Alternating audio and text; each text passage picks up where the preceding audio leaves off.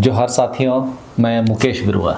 इधर 9 अगस्त को अंतर्राष्ट्रीय आदिवासी दिवस मनाया जाने वाला है और इसी बीच एक विशेष कार्यक्रम बीज उत्सव के नाम पर राजस्थान, मध्य प्रदेश और गुजरात के 3 जंक्शन पर आयोजित किया गया। इसे बीज उत्सव नाम दिया जाता है। बीज उत्सव में पारंपरिक और प्राकृतिक खेती और देसी बीजों की भूमिका पर प्रकाश डाला जाता है। ज्ञात हो, आजकल ज़्यादा फसल उपजाने के नाम पर उन्नत और हाइब्रिड नस्ल की बीजों का व्यापार काफ़ी बढ़ चुका है और उससे आदिवासी भी अछूत नहीं है। जिस मिट्टी को सदियों से प्राकृतिक बीजों के लिए अनुकूलित किया गया, उस पर आज हाइब्रिड और उन्नत नस्ल के बीजों के कारण मिट्टी और पर्यावरण की उर्वरकता को हम खतरे में डाल चुके हैं। वैसे में इस तरह का आयोजन आदिवासी ही नहीं, संपूर्ण मानवता के लिए एक उम्मीद तो है ही। बीज उत्सव में बीज की विरासत, जैव विविधता और जलवायु चेतना के महत्व को व्यापकता से प्रकाशित और उजागर किया जाता है। इसी उत्सव के दौरान आदिवासियों ने समुदाय के नेतृत्व वाली बीज प्रणालियों के पुनर्निर्माण का संकल्प भी लिया। मुझे नहीं पता देश के और किन हिस्सों में ऐसा संकल्प लिया गया होगा, लेकिन चलिए, एक जगह शुरू हुआ है तो उसका प्रसार आने वाले दिनों में ज़रूर हो सकता है। सोचिए, जहां हम हाइब्रिड और उन्नत नस्ल में भागने के लिए तैयार हो रहे हैं, उसी समय में देश के एक कोने में आदिवासी समुदाय के लोगों ने अपनी परंपरा और अपनी जड़ों को मजबूत करने की नींव भी रख रहे हैं। महोत्सव के दौरान विभिन्न कार्यक्रम आयोजित हुए और उसमें भाग लेने वाले आदिवासी 9-10 हज़ार से भी अधिक थे, जिसमें महिलाएं और बच्चे भी शामिल रहे। यानी अगली पीढ़ी को भी इन विरासतों की जानकारी दी जा रही है। मैं अपने वीडियो आदि में हमेशा बोलता रहता हूं कि जल, जंगल और ज़मीन हमारी विरासत है, संसाधन नहीं। तो उसी तरह ये बीज भी हमारी विरासत है और हम लोग यह समझते हैं कि बच्चों को स्कूल भेज देने से हमारी परंपरा बच जाएगी, लेकिन एक बार सोच कर देखिए, बच्चा तो दिकु संस्कृति को समझने के लिए स्कूल जा रहा है, ना कि आदिवासी संस्कृति और परंपरा को समझने के लिए। उसके लिए तो समाज को ही ऐसा माहौल और कार्यक्रम देने होंगे जहां वे लोग अपनी संस्कृति और परंपरा के प्रति जागरूक हो सकें।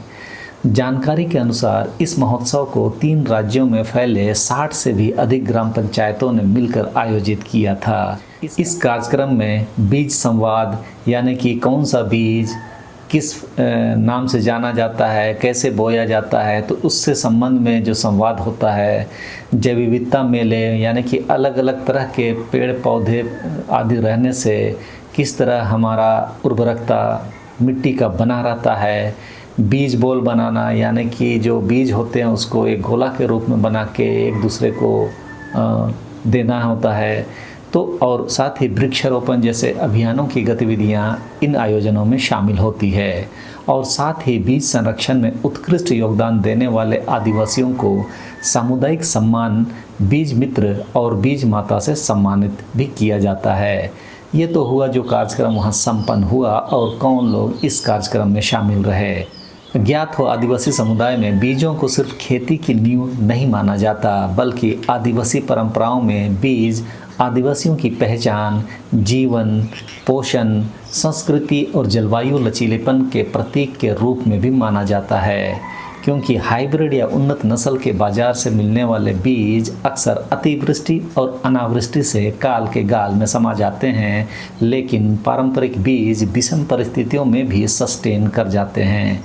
आज आदिवासियों के बीज लगभग 70% लोग बाजार संचालित संकर बीजों पर ही निर्भर हैं, जिस कारण से आदिवासियों के बीज संप्रभुता को पुनः प्राप्त करने के लिए ऐसे आयोजन मील का पत्थर साबित हो सकते हैं। बीज संप्रभुता का मतलब हुआ कि आदिवासी इलाकों में जो परंपराओं से सदियों से इस्तेमाल होने वाले बीजों को संकर बीजों से विस्थापित किया जा रहा है, जिस कारण पर्यावरणीय और फसल का लचीलापन खतरे में आ चुका है। वैसे में पारंपरिक बीजों को बनाए रखने की कोशिश ही बीज संप्रभुता है। यानी आदिवासी इलाकों में पारंपरिक बीजों का इस्तेमाल के अलावा विदेशी बीज का इस्तेमाल की मनाही होनी चाहिए, तभी बीज संप्रभुता बनी रह सकेगी। द हिंदू की खबर के अनुसार इस महोत्सव के दौरान प्रदर्शित अनाज, दालों और फलों के देसी बीजों में कुछ दुर्लभ और भूली हुई किस्में भी शामिल थी। पारंपरिक फलों के बीजों में जंगली आम, अकोल और टिमरू आदि शामिल थे, तो देसी मक्का और धान की काली कमोद और ढिमरी जैसी किस्में भी शामिल थी। देसी सब्जियों में जंगली तरबूज, वहाँ उसे करिंगटक बोला जाता है, फिर छोटा करेला या जंगली करेला और नारी भाजी यानी पानी वाला पालक आदि ने लोगों को खासा आकर्षित किया। अच्छी बात यह है कि इन सब्जियों का घरेलू उपयोग लगातार बढ़ रहा है। बाजार में मिलने वाले बीजों में अक्सर केमिकल मिलाए जाते हैं, जिस कारण स्वास्थ्य को जोखिम तो होता ही है, साथ ही उस कारण से लागत भी ज़्यादा होती है और वह खेती टिकाऊ भी नहीं रह जाती। वास्तव में देखा जाए तो आदिवासियों के रहन सहन और प्रकृति पर उनका आश्रित होना इस बात की गारंटी है कि जो पारंपरिक खेती आदिवासी करते हैं वह वास्तव में जलवायु परिवर्तन और खाद्य असुरक्षा का समाधान भी सुनिश्चित करती है। उत्सव के दौरान लगभग 50 देसी बीज लोगों के बीच वितरित की गई, जो कि पर्यावरणीय रूप से टिकाऊ तो है ही, उनके संरक्षण और उगाने की तकनीक भी आदिवासियों के पास ही मौजूद है। लेकिन लालच के कारण आज हम संकर बीजों की ओर आकर्षित होते जा रहे हैं। कृषि क्षेत्र में बहुराष्ट्रीय कंपनियों के बढ़ते प्रभाव के बीच आदिवासी समुदायों का यह प्रयास पारंपरिक बीजों को संरक्षित करने की दिशा में एक महत्वपूर्ण कड़ी है। इसका उद्देश्य स्पष्ट है कि स्थानीय पर्यावरण से मेल खाने वाले बीजों के उपयोग को बढ़ावा दिया जाए।